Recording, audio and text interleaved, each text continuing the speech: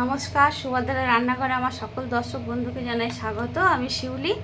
আজকে আমি তোমাদের সামনে সুন্দর সুন্দর পটল নিয়ে এসেছি। পটলগুলো দেখো ভীষণ সুন্দর, টাটকা একদম।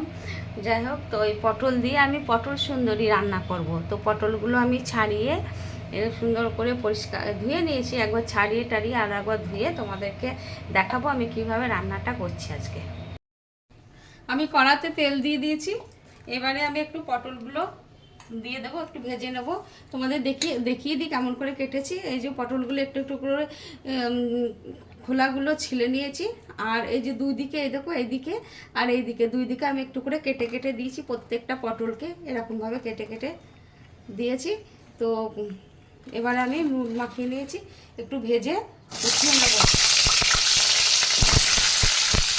ভাজা হতে হতে আমি একটু মশলা বানিয়ে নেবো, যেটা হচ্ছে কয়েকটা কাঠবাদাম নিয়েছি, কয়েকটা কাজু আর কতগুলো চারমগজ। এইগুলোকে আমি পেস্ট করে নেব একসাথে ভালো করে ধুয়ে। পটলগুলো ভাজা হয়ে গেছে, এবার আমি পটলগুলো উঠিয়ে নিচ্ছি। সুন্দর করে ভাজা হয়ে গেছে, নরম হয়ে গেছে একদম। রান্নাটা ভীষণ সহজ, ইজি রান্না, কিন্তু খুব টেস্টি, খেতে অসম্ভব টেস্ট।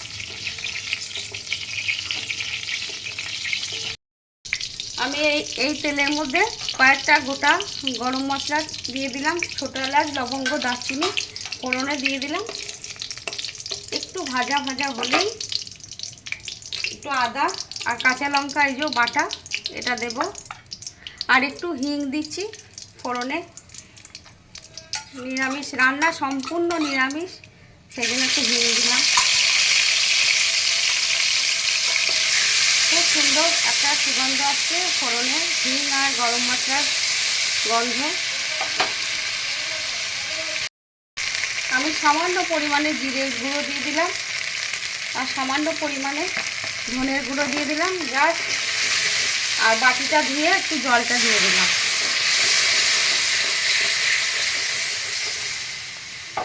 এবারে আমি দই দিয়ে দিচ্ছি। দইটা একদম সুন্দর করে ফেটিয়ে নিয়েছি, ফেটানো দই দিয়ে দিলাম। দইটা দিয়ে একটুখানি নেড়ে নেব।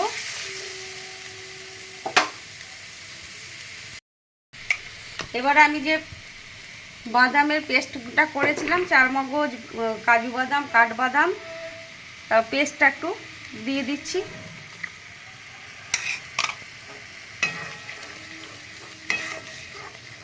এবার আমি একটু লবণ দেব অল্প করে, ভাজার সময় দিয়েছিলাম। এবার আমি বাটিটা ধুয়ে, গ্রাইন্ডারের জারটা ধুয়ে জল দিয়ে দেব। আমি একটু কসুরি মেথি হাতে করে কষলে দিয়ে দিলাম। আমার গ্রেভিটা ফোটা শুরু করে দিয়েছে। এবার একটু আমি চিনি দিয়ে দিচ্ছি, স্বাদ অনুযায়ী চিনি দিয়ে দিলাম।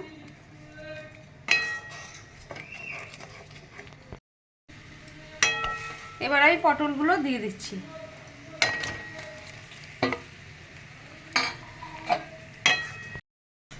এবার একটু ফুটুক, আমি একটু চাপা দিয়ে দিলাম, চাপা দিয়ে স্লো আছে একটুখানি হোক।